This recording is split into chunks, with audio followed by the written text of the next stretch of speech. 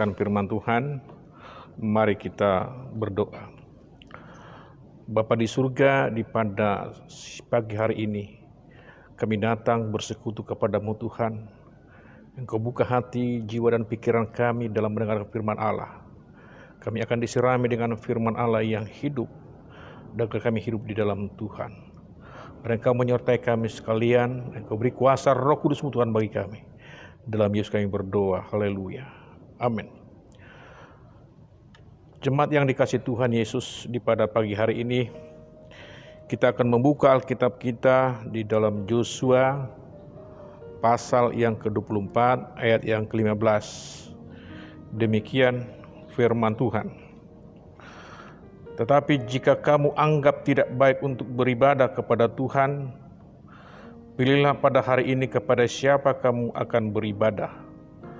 Allah yang kepada nenek moyangmu beribadah di seberang sungai Efrat, atau Allah orang Amori yang menerima kamu diami ini, tetapi aku dan seisi rumahku, kami akan beribadah kepada Tuhan.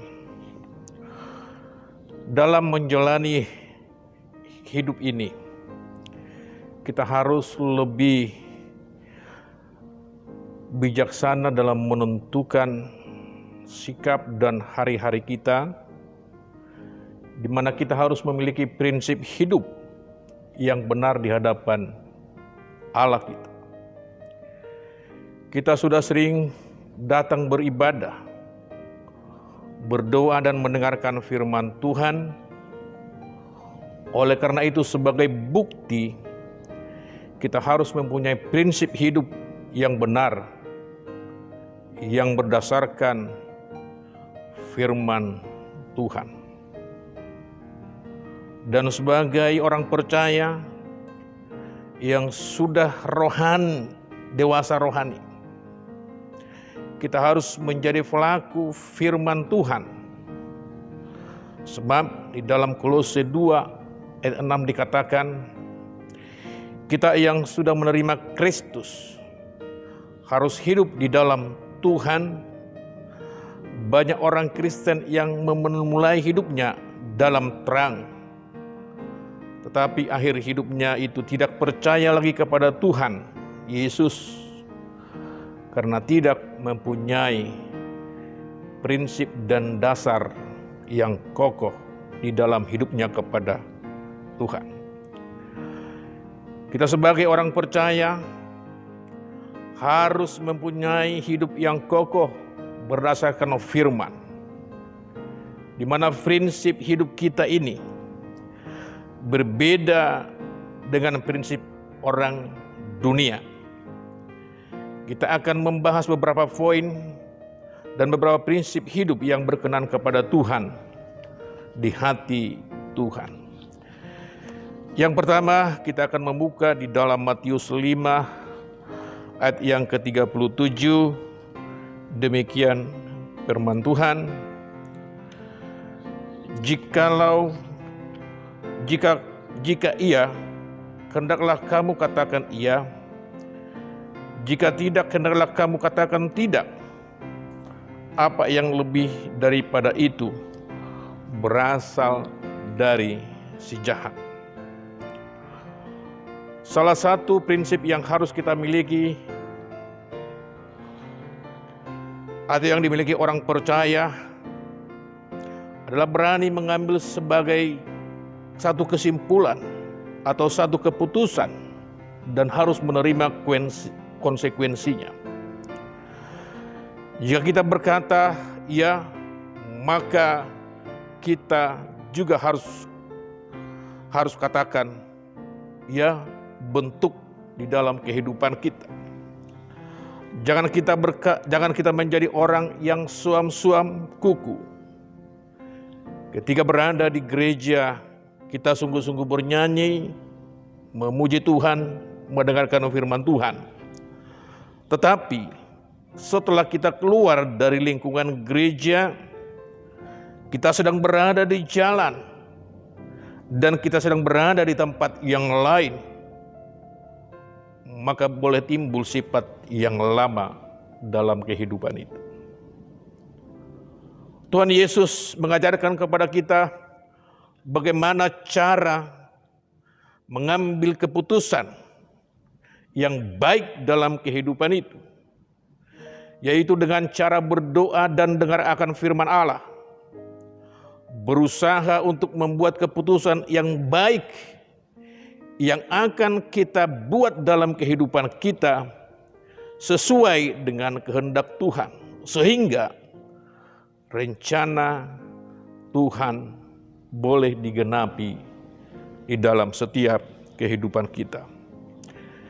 Yang kedua dikatakan di dalam Roma 12 ayat yang kedua, janganlah kamu menjadi serupa dengan dunia ini, tetapi berubahlah oleh pembaharuan budimu, sehingga kamu dapat membedakan mana kehendak Allah, apa yang baik, yang berkenan kepada Allah, dan yang sempurna.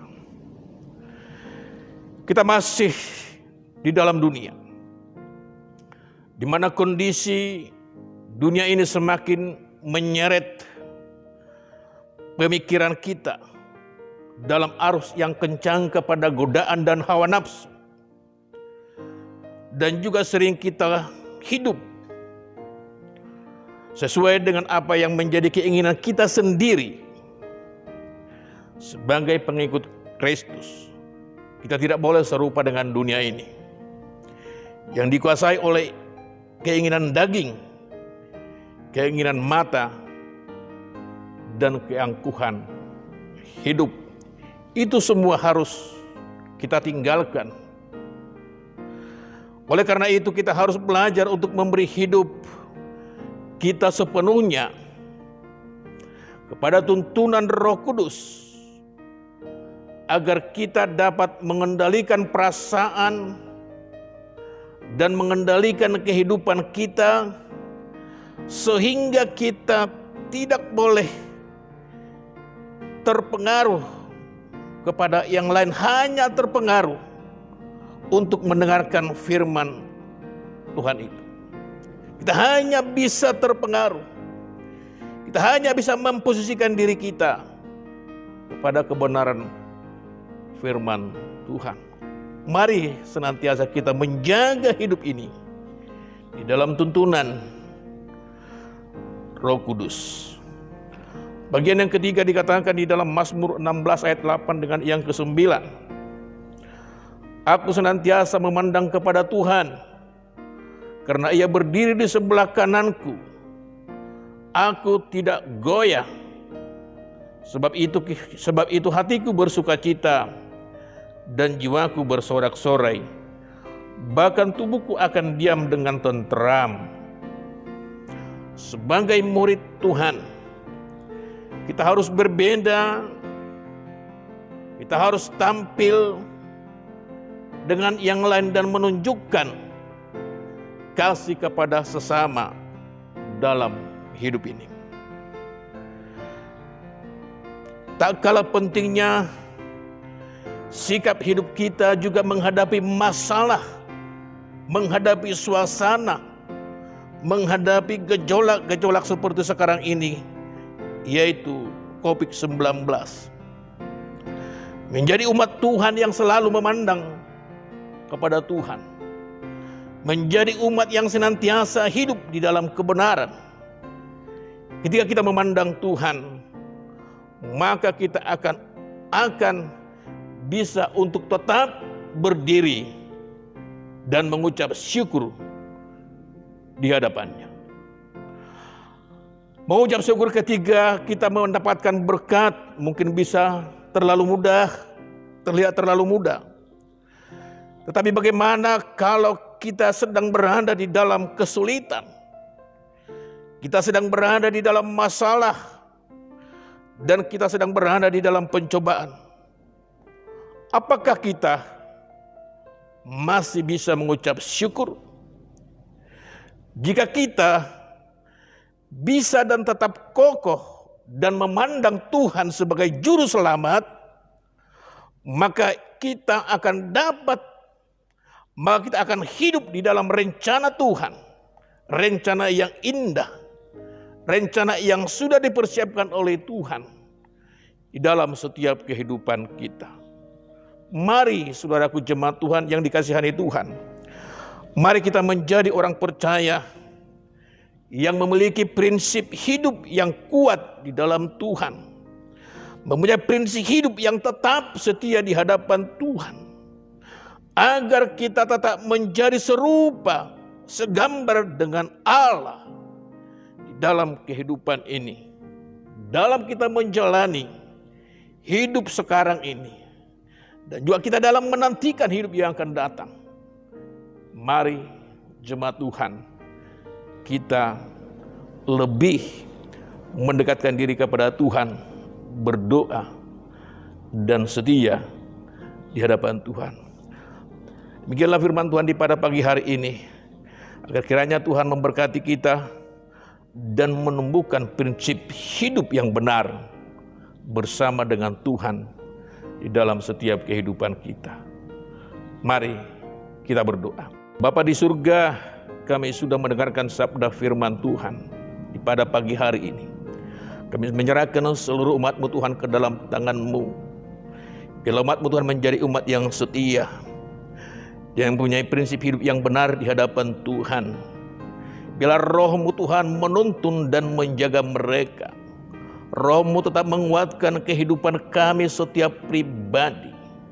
Kami berdoa ya Bapa di surga, agar semua umat Tuhan, mulai dari yang terkecil hingga yang terdewasa, Tuhan jagai di sepanjang kehidupan.